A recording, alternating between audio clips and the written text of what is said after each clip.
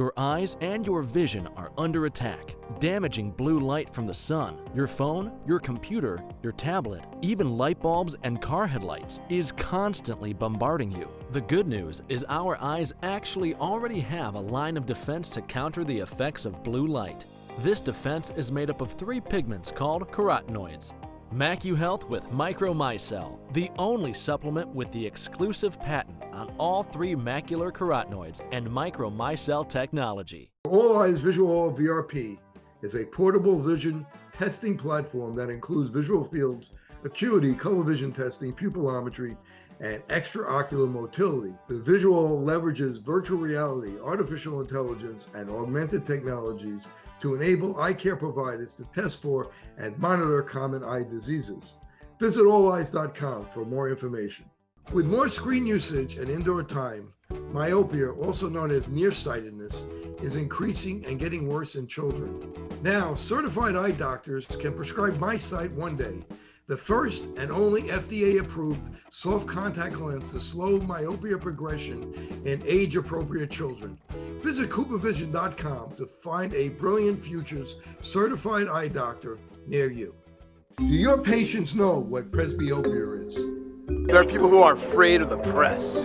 Have you talked to your patients about multifocal contact lenses? I've heard the bifocal, but not multifocal. Exactly, not multifocal. Do you need help with your multifocal strategy? Learn more at the conclusion of this episode. Hello and welcome to the Open Your Eyes podcast. I'm Dr. Kerry Gelb, the host of the documentary Open Your Eyes here in Florida, from my home studio in Florida. If you're new here and you like our interviews, press like, subscribe, share, and hit the bell to get notifications of great new interviews. Also, please leave comments. Great news, you can now watch our full-length documentary, Open Your Eyes, on Amazon Prime, Apple TV, iTunes, Google Play, and YouTube Movies and Shows. The concept of self-actualization was originally introduced by psychiatrist Dr. Kurt Goldstein in the early half of the 20th century. Self-actualization is a concept used in psychology regarding the process by which an individual reaches their full potential.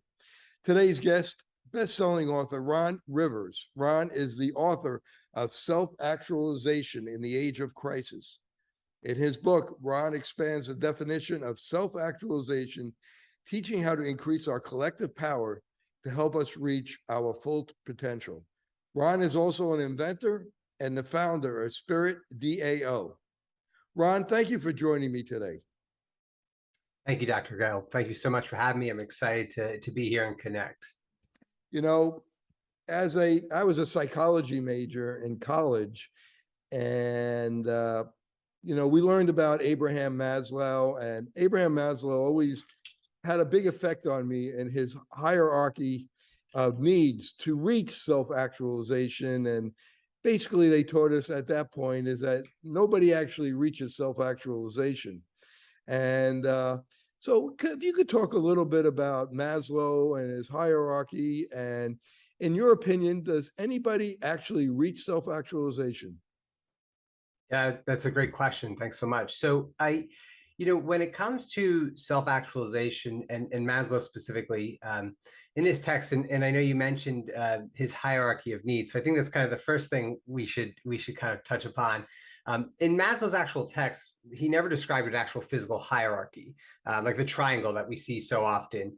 That was actually invented by a business person who had read Maslow at the time, and used the kind of hierarchy to present the ideas that Maslow was putting forth. In Maslow's works, it would be best illustrated by overlapping bell curves, which I think kind of supports your point about self-actualization as really a perpetual process. It's not some ladder that you kind of climb, right? You hit a certain milestone and you don't have to worry about the past anymore. As we know in life, a lot of things can happen. And if for whatever reason, let's say your circumstances go south and you're knocked down a peg or two to the levels of kind of sustainability, right? Just your basic security and your material security, that can really reduce your entire process. So it's less of a hierarchy and more of this kind of perpetual overlapping waves. And to your point, Kerry, it's not something to be achieved, so to speak. It's something to kind of consistently work towards and kind of frame your behaviors and your beliefs around so that you can kind of elevate yourself to, you know, a higher state of being, and whatever that means for you, right? There's no really set definition of what it means, but there are some kind of specific characteristics around, you know, what it entails. So at what point, or do you think anybody ever really reaches self-actualization? Yeah, I do. I do think that, you know, after you individuals who have the access and agency in their lives to kind of have the freedom to dictate their focus and energy in the direction of their choice, you know, without fear of destitution, right? I think that's kind of a key theme of the book is reframing society in a way that kind of better leverages our experimental impulse. And I think those who have the capacity to do that, who have the capacity to work on things they love, who have the capacity to make connections with people they love and do things that really align with their personal values, do experience a greater sense of actualization than, say, someone who's stuck in a perpetual poverty trap, right? They're just working to survive and they're kind of stuck in that cycle. That's very difficult to actualize in because you're in a more kind of rudimentary base instinct of just, how am I going to eat? How am I going to pay my rent this month? When you have kind of certain freedoms, I think the human condition is elevated and we're more able to kind of better, you know, express our latent potential. So do you think it's related to age? That's a great question. I don't necessarily know that it's related to age per se, but I think without a doubt, right, the most of us find ourselves, find our security, find our purpose later in life. I mean, I certainly didn't know what I was doing in my early 20s, right? Like I had no idea what I was going to do or what I was going to be. I was kind of just focused on the momentary things. So I think while it may be more difficult to achieve in young age, you know, I might counter my own argument and say, well, maybe the all-American athlete who's, you know, won the national title after a 16-year youth career has actualized to a certain degree, right? Some of their vision has really come to be, and they're living their highest form of self-enjoyment, and they're truly empowered in that moment. And obviously, you know, I imagine they have the systems around them to support that. But yeah, I don't necessarily know that I certainly don't think Maslow had anything to do or any recommendations regarding age. But I think when we talk about the average human being, many of us kind of find our path, find our desires, find our true alignment with what we want to do later in life. At least from my personal experience, that range true. So you think your book is more of a psychological book, philosophical, or political, or are you kind of mixing it all together? Yeah, I would say that the book is all three because I would personally argue that they're somewhat inseparable. So right, like I think in the US there's a big aversion. You know, politics is messy here, but I think that's because we have this, you know, constant beratement of a certain kind of politics. But in reality, right, what is politics? Politics is the governing of relationships. So politics is in everything we do, whether it's in our professional careers, right? I know that you're the president of a large association of optometrists, right? So I'm sure that has to some degree politics involved, right? I've been, you know, in my past lives, I've been a competitive athlete for a long time. I was, founder of a nonprofit. I've been in the for-profit space. In every organization I've built or community I've built, there's always been politics. So the text is really about, you know, in one line, it's like new frameworks of meaning and value informed by our most advanced knowledge and theory. And so the idea is we have a kind of what I would argue is a surrounding kind of meta crisis where there's a lot of things going wrong in a lot of different directions. And we lack the collective political will. And I say political will, not in terms of, again, the two parties, but just in the general consensus of the people to kind of find a direction of solution. And at the same time, we're like proactively worsening our problems. So, you know, for example, like one of the examples of crisis I illustrate in the book is the crisis of extinction, which is the combination of, you know, the environmental crisis, the melting ice caps, the rising sea levels, in combination with mass animal die-off, especially insects, right? But at the same time, I think we just issued like a new ocean drilling permit 2 months ago. So it's like we're not really taking the necessary steps. So that's what I mean by crisis. So my argument is that to kind of transcend the current trajectory, we need to kind of rethink the most core element of our being, which is how we derive meaning and value from daily life, from our interactions with others. And I kind of lay out frameworks to do that, really founded and grounded in our most advanced cosmology and physics. In the book, you mentioned athletes and that you were a competitive athlete. So when we look at team sports versus individual sports, and you talk about cooperation and competition, and how they mix together, because if you're in a team sport, you might be competitive within your team, but at the end you have to cooperate to play together, as opposed to maybe a golfer or a tennis player, which is an individual sport. So if you could kind of talk about that concept for me. Yeah, so I think that when we talk about cooperation and competition, there's kind of multi layers for it, and it's like really deeply seated into our self-organization as human beings. So I want to emphasize from the start that there's a lot of alternative philosophies of like how we might organize ourselves that are very anti-competition, and I don't believe that's accurate. I think competition is very innate in the human experience. I think we like to compete.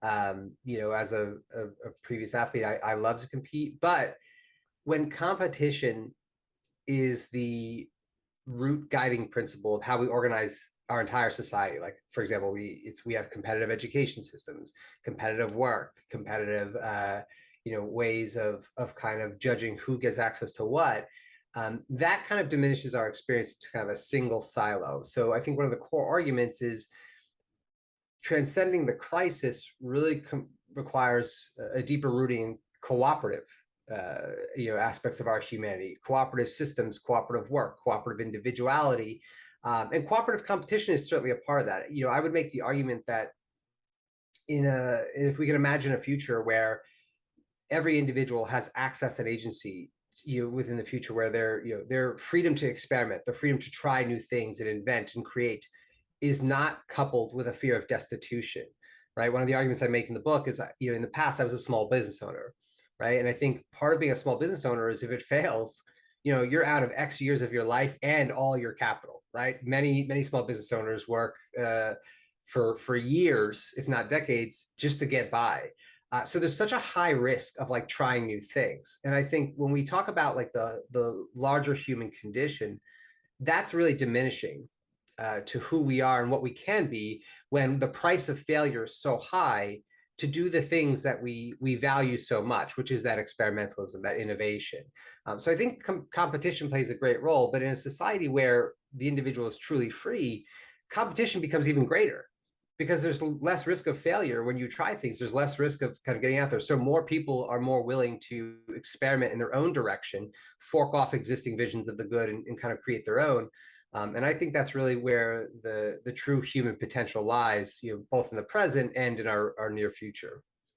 So I notice in cooperation, in business, many times people that don't know each other, but they are successful in one area of business, and another individual who's in business in a different area, and they need to cooperate together to make the business work well.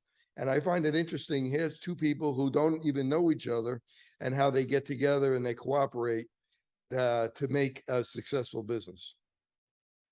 Yeah, I think there's a lot of examples to your point about kind of cross collaboration. The question is, that I would ask is like, well, what if we made that process, right, to your point, which is, there's a need and they kind of do it. What if we could make that a little bit more proactive, where like we can take an example of like pizza shops, right? So imagine a pizza shop like in my home state of New Jersey, I think where I lived when I originally wrote this section of the book. I think within my immediate proximity, there was like 15 pizza shops within a 5-mile radius, right? There's so many.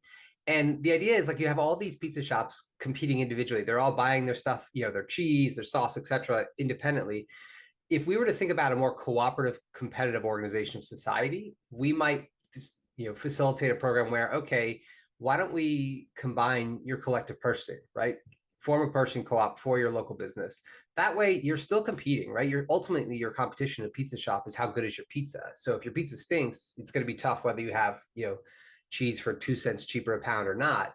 But the idea is by leveraging a more kind of cooperative approach to our general operations, we emphasize the aspects of competition that better serve both the shop and the customers, right? They're getting better pizza. And more importantly, it creates excess surplus of value, whether that be capital, because you're saving money on your group purchasing, and that could be distributed either to the owners or more, more what I would suggest is kind of a more collective approach, sharing it with the individuals on the team to kind of create a better, happier atmosphere and a better environment. So I think that there's a lot of ways, to your point, where organizations kind of can cooperate. But I think one of the big challenges of society today is that because the root framing of the vast majority of our interactions with another is transactional, right? Like we buy things, we exchange things. There's always like the threat of subjugation to some extent. Like, is this person going to rip me off? Am I going to get screwed by this person I don't know, right? You talked about your point of, you have one business owner who hasn't really met this other guy, but they need to collaborate. There's always a risk there. So I think part of self-actualization in the age of crisis from the systemic component is kind of reducing that friction, reducing, allowing individuals to cooperate at a higher degree without risk of subjugation, without risk of, being diminished in that process, because that's always a threat. But it's really emphasized by our single organization, where competition is like the root of the systems we inhabit. So if one person is going to cooperate with somebody else, what do they need within them? And maybe this goes back to the point of self-actualization, to be able to be successful, to have a relationship with somebody else, whether it's in business or in sports. What does that person need to become a better, to have a better understanding, to be able to cooperate with somebody else? Yeah, that's a good question. So there's a lot of things, right? I think, we could extend that question as far back to birth lottery, right? Like, what are the circumstances you're being brought up into? Are you an individual who is born into a place of high love, of resources, right? Of lack of security in youth? I think those kind of initial experiences really emphasize where our society goes wrong, where the individual's capacity to cooperate, their capacity to trust, their capacity to have empathy and equity in their relationships with another is largely determined by the circumstances that they're kind of born into. And right now, there's really no alternative. Like, if you're kind of, statistically in the United States, if you're born into poverty today, it is statistically likely that you will remain in poverty your entire life. So it's, that, and that's not for, obviously, it's statistically likely, doesn't mean that there aren't outliers, there aren't people who are going to be these, crazy successes. But what we know in the immediate present is that birth lottery has an outsized kind of determining factor in the trajectory of an individual's life. So that's the first thing. It's like, what circumstances are they born into? I think the second kind of core component of that is like, how do they root their beliefs, right? Like, what are they rooting their beliefs in when you talk about individual actualization? So like, are you, do you embrace a set of core values that are inherently collective and cooperative and seeking to like embrace the other as one, as a part of you, which I think, our modern physics and cosmology suggests is accurate? Or are you, are your relationships, rooted in hierarchy, right? So without like getting into specifics, there are a lot of philosophies of spirituality and being in the universe today that are very rigid hierarchies. They believe in very specific roles for specific individuals, and that kind of sets a tone about your entire outlook on life. So it's difficult, to say there's any one thing that influences cooperative individuality or the ability to cooperatively work. But there are a lot of components that kind of feed into it that kind of create a worldview for the individual and how they interact with others. So do you have any kind of solutions or recommendations? Now, birth lottery, you're born into poverty, and of course we all know about these success stories, but is there any kind of strategies for people that have it a little tougher to start off with? Yeah. So, I mean, I think I'm a little hesitant to be prescriptive about someone who is, let's say, born into a circumstance of really complete lack of means. I think there's obviously, like, you can prescribe advice, you can say, oh, do this, do that, do this. But in reality, like, their circumstances dictate a lot of what is and is not accessible, right? And I think the larger kind of solution to that, and one of the core purposes of the book is, we redefine self as the relationship between individual and the system surrounding them within a given moment. Okay. And this aligns with like our understanding of cosmology and physics as like the nature of reality being this momentary existence that is forever changing. So the argument that I would make is that if we really want to help people who are less fortunate, and this is, by the way, right, the vast majority of people alive on Earth today. I mean, I'm super fortunate to be, have the birth lottery I did, right? Like born into this shell, born into the United States, in a coastal city with good schools, et cetera. Like a lot of things went my way that I had no kind of capacity to decide. But I would argue that the true elevation of humanity is the collective raising of the floor that we stand on. So it's less about like individually, like, oh, you can do this, because when I say like, oh, let's say, for example, I say practice meditation, right? That's a great part that I would highly recommend for personal individual actualization. It brings awareness to the moment. It teaches you to like focus on your breath, right? Which is an anchor to the moment. It re-brings you to the center of like where you are to kind of, bring your focus. I mean, that's all well said and done. But if you're living in a neighborhood where, you're afraid to walk outside because there's violence, is meditation really going to solve your issues, right? If you live in a neighborhood where there's no grocery stores, you live in a food desert, so you don't have access to basic foods outside of just junk food at convenience stores, meditation is not going to solve that. So I think it really, there is a burden of responsibility on those of us with the capacity and with the access and agency to kind of direct the flow of things, to kind of work towards a grander project. And it's a spiritual project in some sense, because I think we have to tie systemic actualization to our individual spirituality, because that's the elevation of our collective. But, I think it's obviously, again, full circle, I'm going to go in a little bit of a circular argument here, but it is a little tough to be super prescriptive about someone who's like born into a circumstance that's terrible, to be like, oh, do this and you'll be fine. Because I think it's the culmination of a lot of factors, many of which are completely outside of their control, that kind of influences that direction. So that brings us to what kind of inspired you to write the book? Yeah, thank you. I appreciate that question. So I had spent some time in both the nonprofit space and the social impact sector. I spent a lot of time doing local community organizing, and also I presently work at a social impact startup. And so I spent a lot of time in this like nonprofit philanthropic space, and I'm kind of this hybrid. My personal history, my personal profession is I'm what they consider like a technical generalist. Generalist. I'm a technologist, but also like I operate in this nonprofit space. And ultimately, I just became super frustrated. So what I realized is that two kind of core things. First, all of the available vehicles for legal change resisted by design. So when we talk about like local, statewide, federal politics, these systems are designed to create impasse. That is their structural design. That's how they were designed when they were originated, and they only exist as slight evolutions of the immediate present. And the many of the movement organizations are also co-opted. And I don't mean that in a negative way, in a personal way, as in the people are, but in order to make progress, they have to work within these systems that reinforce a very specific way of being and acting, which is not, conducive to structural change. It's not conducive to resolving root problems. So ultimately I said, all of us have one life, right? Like, what do I want to work on? And I wanted to work on what I consider ultimately the root cause, which is our available frameworks of meaning and value. And I kind of wanted to spend that. So that's how it began.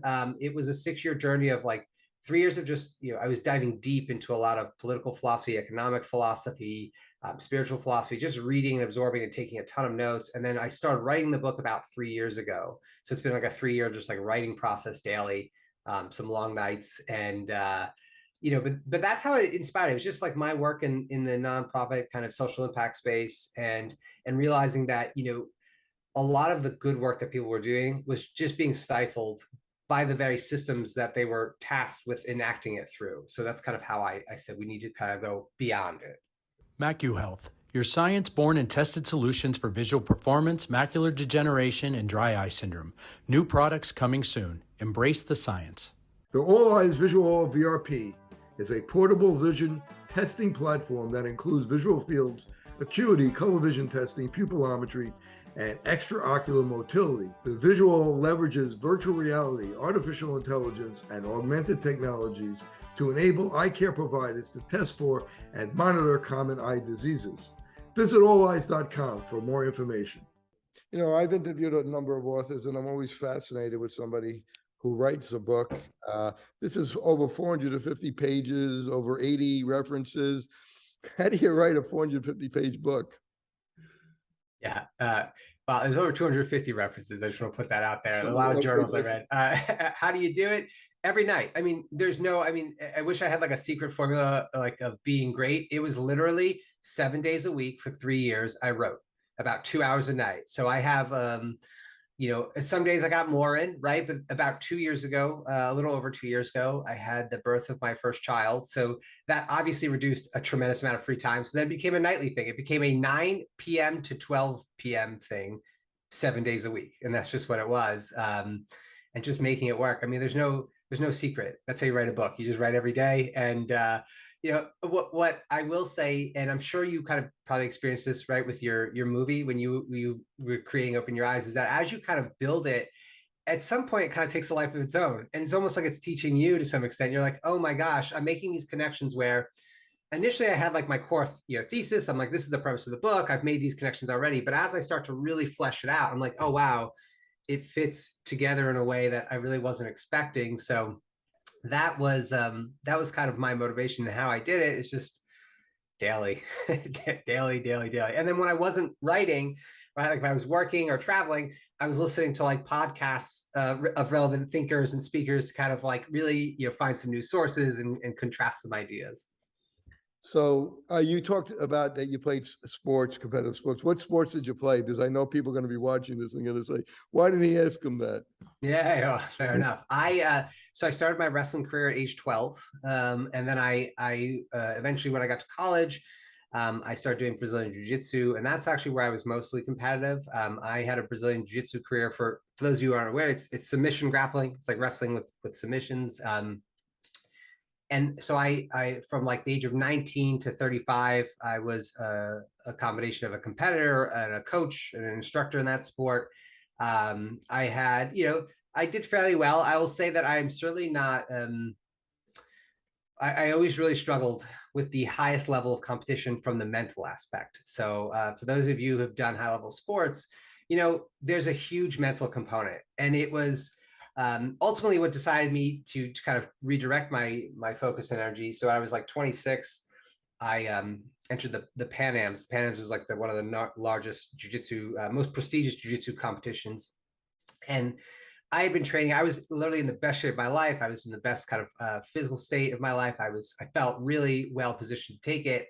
And I choked hard first round. And I was like, you know what? Afterwards, I remember having the conversation with my coach, Matt Serra, who was like a father to me in that kind of relationship. I just said, look, like this is not for me. I'm not this guy. Like I can't pretend this anymore. Like there's no future for me here. Cause when I get on this stage in front of all these people, I'm just like, I got to get out of here, and the sad part was I've seen guys through who I knew, several individuals who I knew through my competitive career who got to mixed martial arts and I've seen them choke as well. I've seen like people, and it's like, you know what, at a certain point, I think you just have to embrace who you are, embrace your authentic imposter and be like, look, if this is not my path, I'm not going to make it by forcing it, right? Like I'm not going to become an Abu Dhabi champion grappler by pretending to like competition when in reality, it's not for me. I love wrestling in the gym, love wrestling with my friends, but it's so that was ultimately my athletic career. And then after that, I ended up moving back to New Jersey and I founded my Web2 startup. And that was kind of that change of trajectory. It's interesting that you talk about the mental part of sports, because I was watching a Yankee game, which I do quite a bit, and Mariano Rivera, who's probably the greatest closer of all time, blew a save, and they stuck a microphone under him, and they said, "Mariano, you blew the save. What's wrong with you? What happened?" He goes, "I don't know. I forgot about it already. Tomorrow's another day. It's over. I don't even think about it." And I think that there's a lot of people that are equally as good and equally as talented, but what separates them is the mental part. And I think your book talks, a lot about that, and it brings that whole philosophy of being strong mentally and getting to self-actualization as a good point of reading the book. Now, give me the elevator speech, or give the audience the elevator speech, what the book is about. Sure. So the book is essentially new frameworks of meaning and value informed by our most advanced knowledge and theory. So what I root my argument in is modern cosmology essentially now tells us, cosmology is the study of the universe. It now tells us that there are perpetual universes. So we don't exist like the common philosophy, prior, both scientific and spiritual philosophies also emphasized this, that the idea that there was nothing and there was something, right? We thought the Big Bang, and then that's the expansion of our universe. But there's several kind of key points. So Roger Penrose penned several papers about this. We can observe black hole radiation that's older than our universe. So that's how they kind of understand that, oh, wow, there's been things before our universe. And so when we think about like the universe, there are trillions of galaxies in the universe. The scale and scope of it is so unimaginable that the idea of multiple universes is essentially infinite to the human beings, right? We're so small and minute in our position in this singular solar system, let alone our galaxy, let alone the trillions. But the idea that there's these successive universes creates this observable infinity. So that's kind of like the core thing. I'm saying, okay, that's a foundational change in our perception of what reality is. There's also, and this is from the physicist Lee Smolin and the philosopher Roberto Unger wrote a great book called The Singular Universe and the Reality of Time.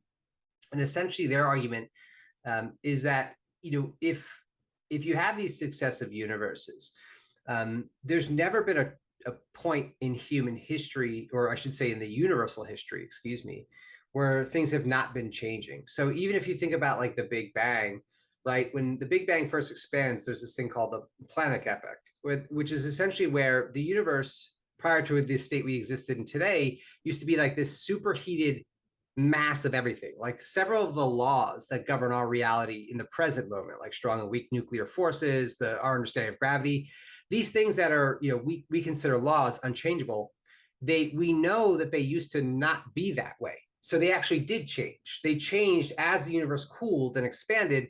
They settle into the forms that we know them now. But that's also a key revelation, is that if natural laws that we assume to be natural from our limited perspective here on Earth,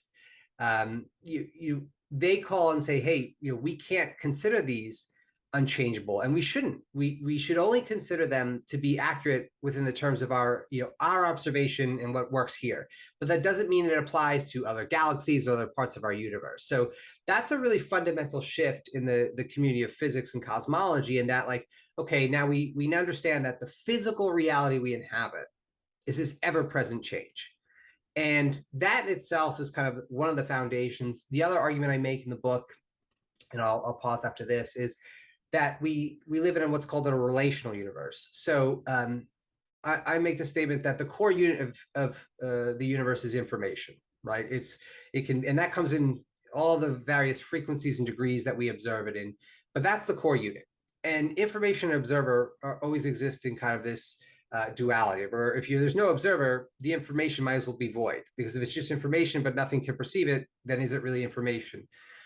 So this relational universe also represents that as individual human beings, everything we do, we think, we say, we dream is always in relation to our circumstances. It's always in context, right? We're always kind of fed these information streams.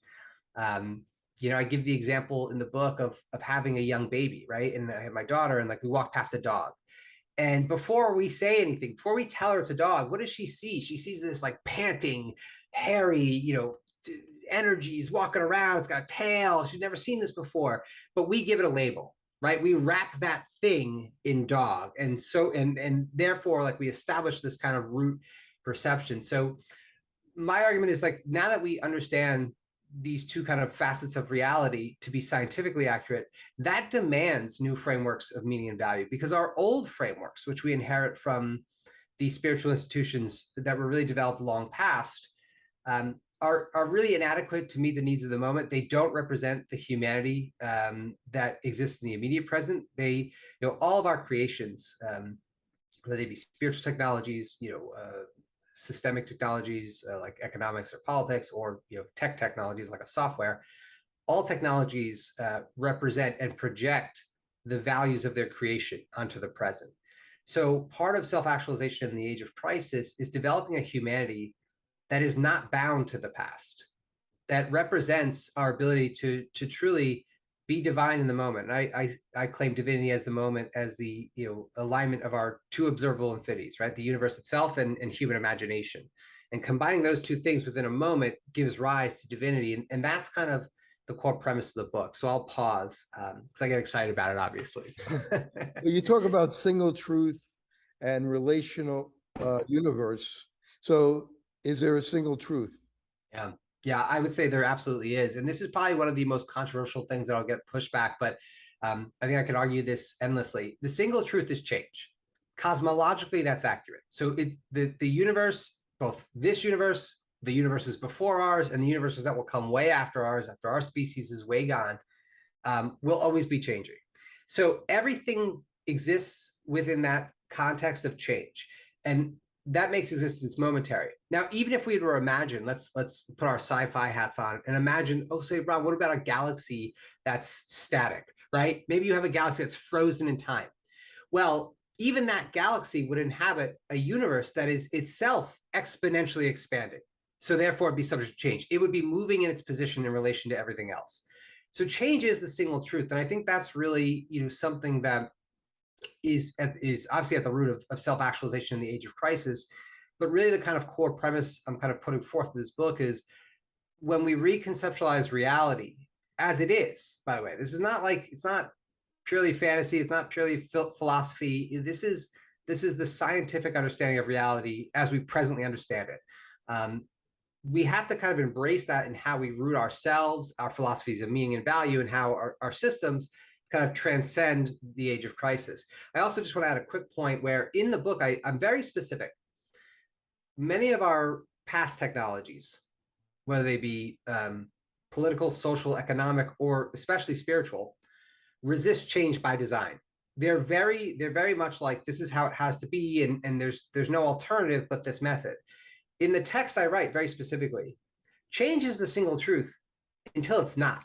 If in 100 years cosmology and physics comes out and says, wait a minute, 100 years ago we were off the mark, like there's a point where we enter a prolonged inevitable stasis and it never comes back, then so be it. Then the philosophy must adapt. So I think self-actualization in the age of crisis as a spiritual philosophy is a self-changing system. It's designed to change, and even my interpretation of it is limited by my limited perspective, right? I'm a single individual who spent a lot of time on this, but my experiences are extremely limited compared to the majority of humanity. Why do you think the majority of people resist change? That's a great question. I think I mean, would argue, and to their own detriment. As a doctor, we recommend certain changes. Whether it's lifestyle, nutrition, and some people can, but many people can't, to their own detriment. Yeah, I think well said, right? I imagine as a doctor you have that conversation more often than you like. But so I think there's a number of reasons why people resist change. I think first and foremost is the relational universe. I think we inhabit systems that reinforce very specific ways of being.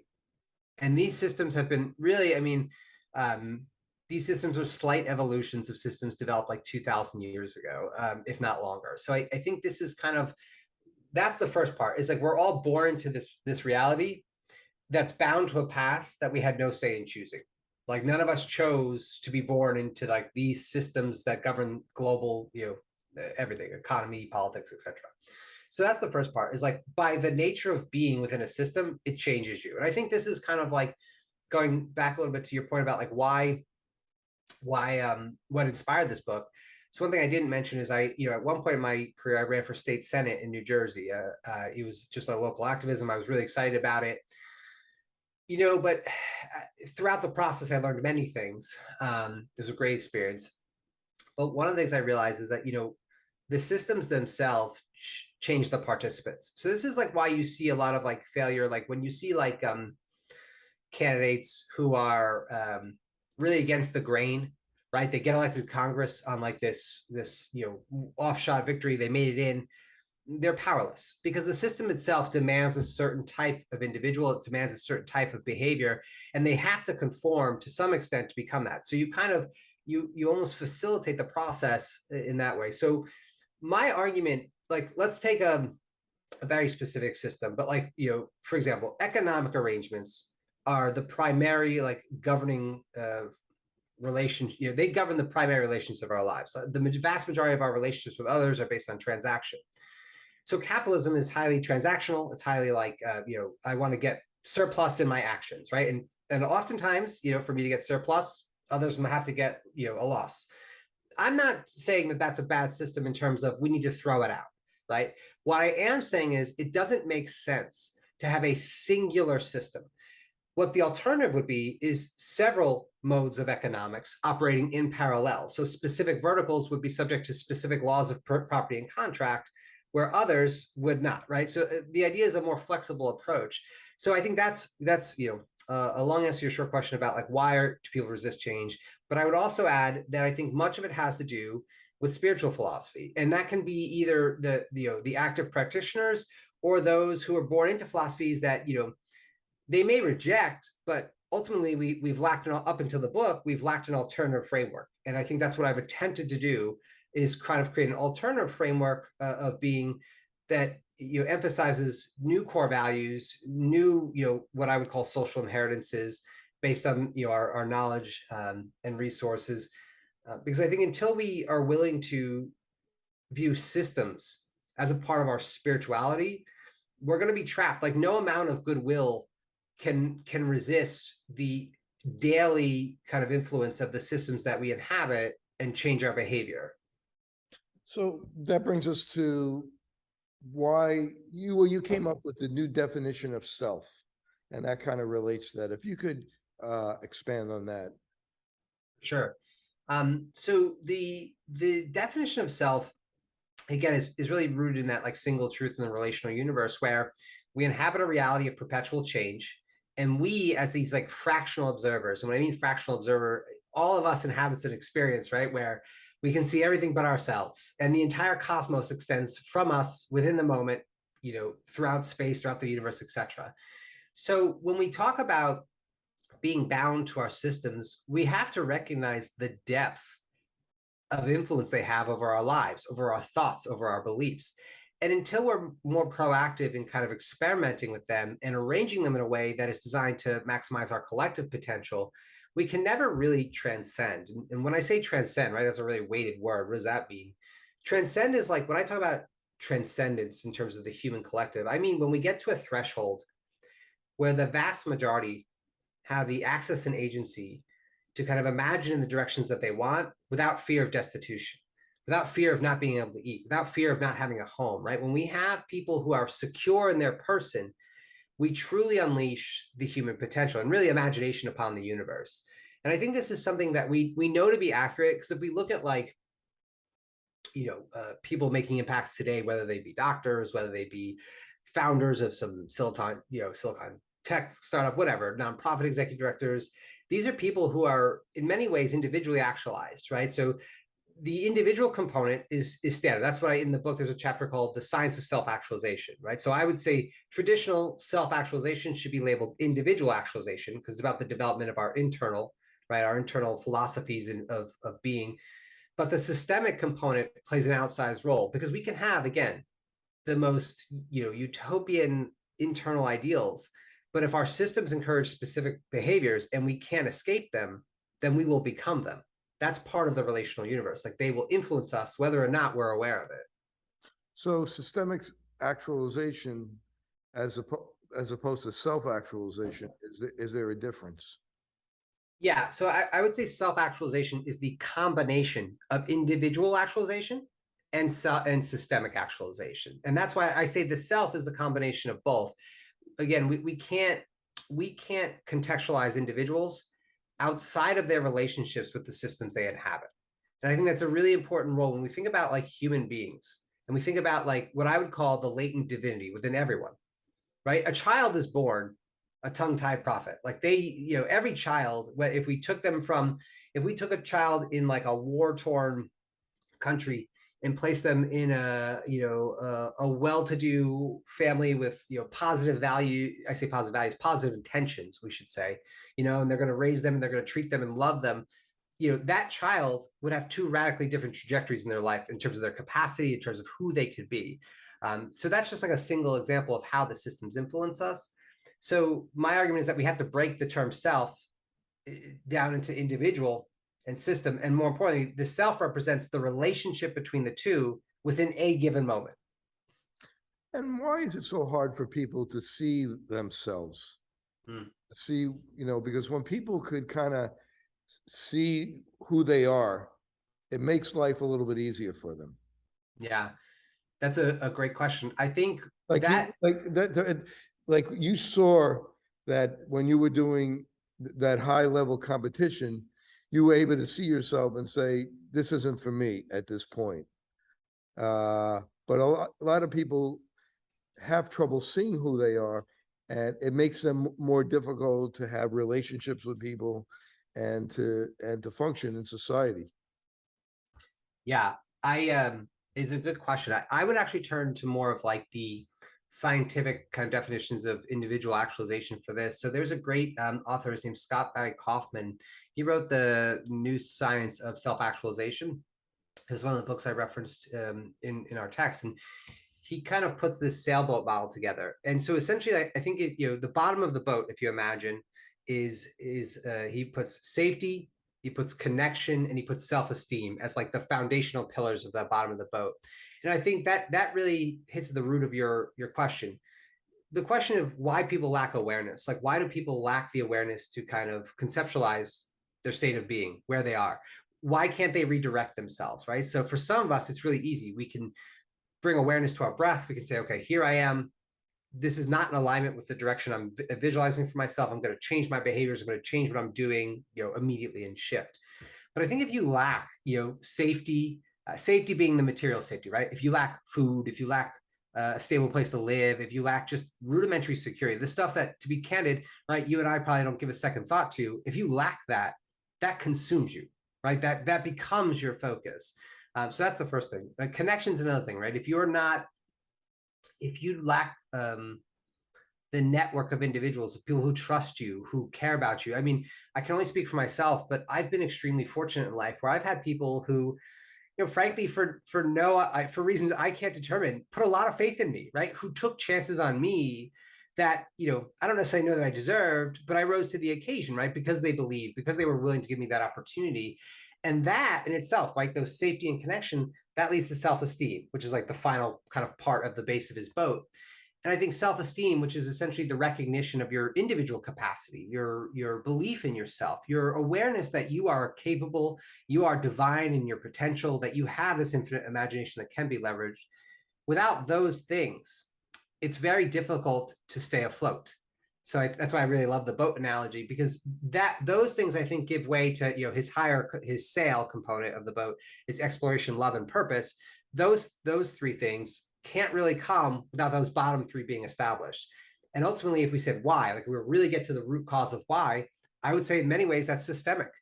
I would say many people, again, because of their birth lottery, are born into systems that provide them no safety, that don't give them access to connections, and therefore won't enable them to develop the self-esteem necessary to truly develop the awareness and of our relational universe, of our relationship with others, and more importantly, of our own power to kind of exert that onto the world. So that was the argument I would make for that.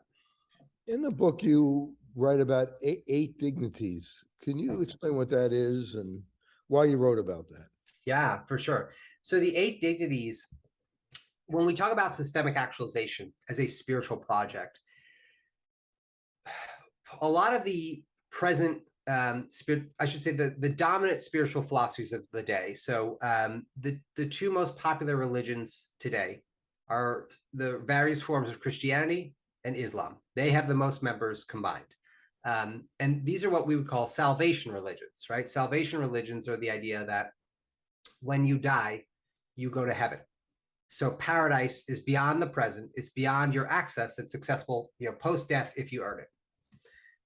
So in many ways, this creates a spiritual hierarchy, right? The idea that like you can't access transcendence in the present is a hierarchical vision of being. And I argue in the book that spiritual hierarchies pave the way for mortal hierarchies. So in like kings, right? Pharaohs. And this is stuff, this extends way back in our history. But I think all of these frames of organizing ourselves have essentially reinforced birth lottery as the accepted and primary determiner of the success we have. Now, I make the opposite argument. I say systemic actualization is about realizing that we are collectively as a society in an era of unlocked abundance. So we have this abundance, but it's locked up in some, in a very few companies, in a very few organizations and places, and we lack the coordination and trust structures to allow it to really flourish. Systemic actualization and the 8 dignities, I'm making the claim in our spiritual philosophy that we are owed 8 dignities, which are food and water, housing, healthcare, education, information, communication, transportation, energy. Those are a social inheritance. So someone being born into this era of abundance should have access to all of those things, because for several reasons. First, with access to them, right, they have the floor to stand on. They are no longer bound to like the circumstances of their birth. Second is that it gives them the right to escape. So I think this is a big conversation that like is part of the philosophy, and one that might be like a hard pill for some to swallow. But a lot of times, I shouldn't say a lot of times, there are circumstances where the parent has a child through however they acquire a child, and they believe that the child's intention is to propagate the parent's view, not to be independent, but more importantly to kind of just go forth there. But there's many children who resist that, many children who say this is not for me, but we don't provide them a right of escape. So children, inherit this, frankly, Iron Age philosophy, maybe even Bronze Age philosophy of being property.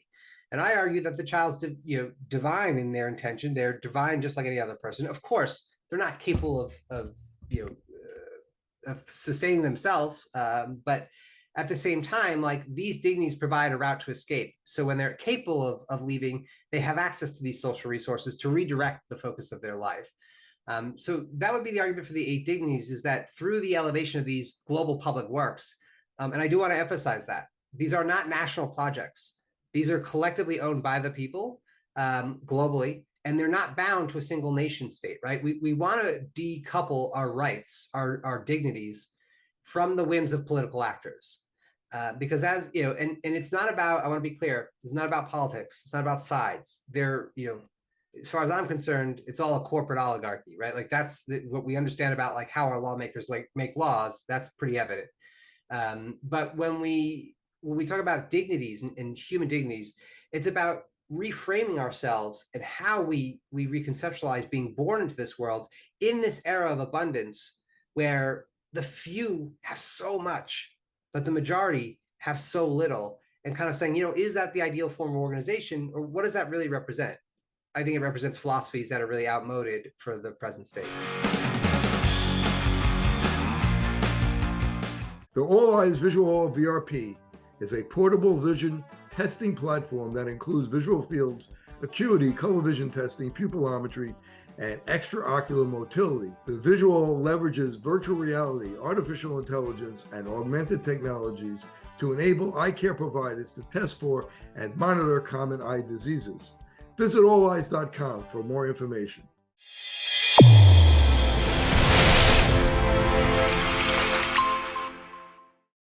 Your eyes and your vision are under attack. Damaging blue light from the sun, your phone, your computer, your tablet, even light bulbs and car headlights is constantly bombarding you. The good news is our eyes actually already have a line of defense to counter the effects of blue light.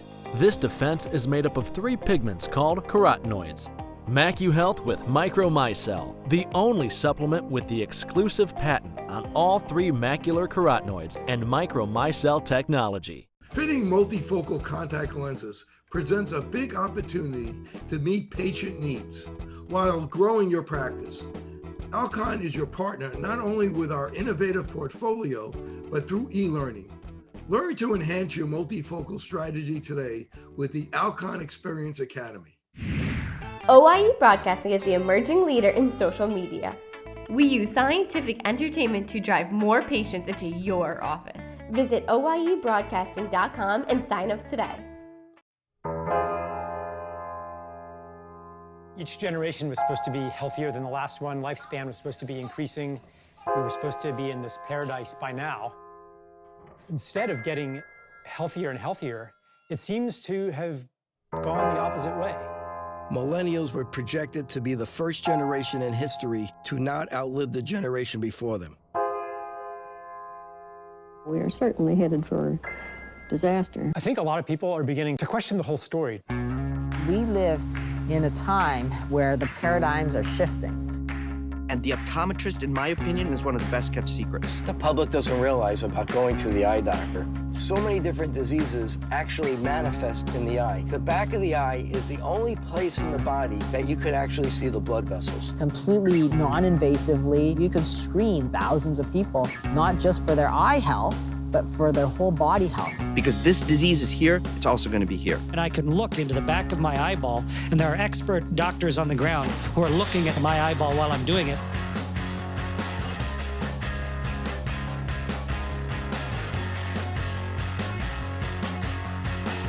The eye is the canary of the mind.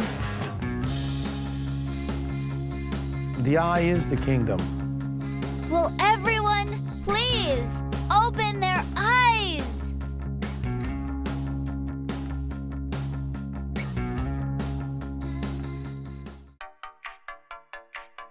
Since I bought Safe for You, my dad makes me clean his boat. Es natural y es un buen producto. Every time I go back to school, my mom always makes sure that I have my Safe for You products. I bring extra, and my roommates certainly don't mind. It's a good thing I had Safe for You to clean up after this little guy. When my hands get dry, I like to wash them with Safe for You.